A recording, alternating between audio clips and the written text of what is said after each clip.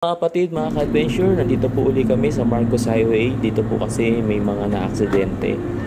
Sa mga na-respondihan po namin, dito po yung sabihin na natin, mas marami kumpara sa ibang lugar. Kasi dito napakabilis ng sasakyan. May U-turn pa po rito na napakahirap na malagpasan. Mamaya makikita po ninyo bibilis ng mga sasakyan. So dito po muna, tingnan niyo po yung bilis ng sasakyan, saan ba yung accident prone area dito, yung nga sa may U-turn. Be defensive driver po tayo sa ating paglalakbay. Huwag natin kalilimutan muna manalangin at makakarating naman tayo sa ating paroroon na hindi naman kailangan na ipagkaliraan. So ganito po muna, tingnan po natin ang sitwasyon dito po sa Marcos Highway. Salamat po sa Diyos. Yun, ingatan nawa tayo, palagi pagpalain ng Panginoon.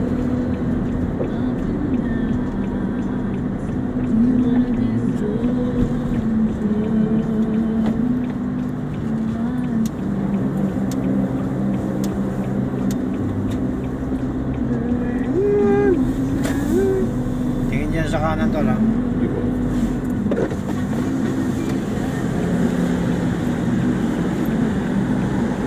Sige, pasok!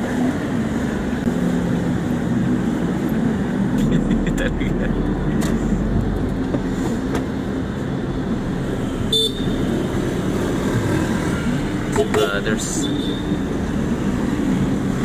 niya alam, yung bata niya alam yung tambayan natin. Naunahan tayo ng motor, brad, Sleeping.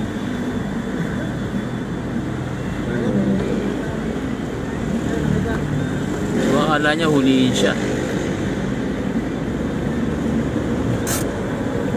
Bakit dito tayo makalabas dito? Badi yan.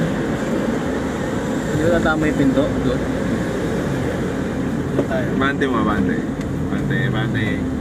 Bante ko, bante.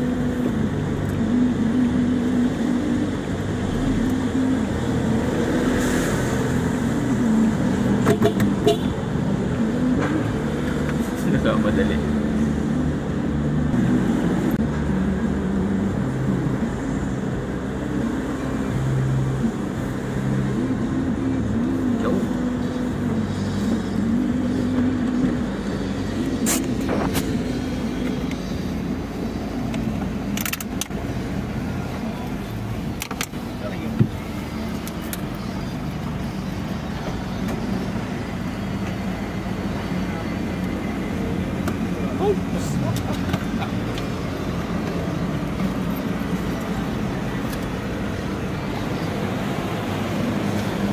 Tambay po muna. Yun.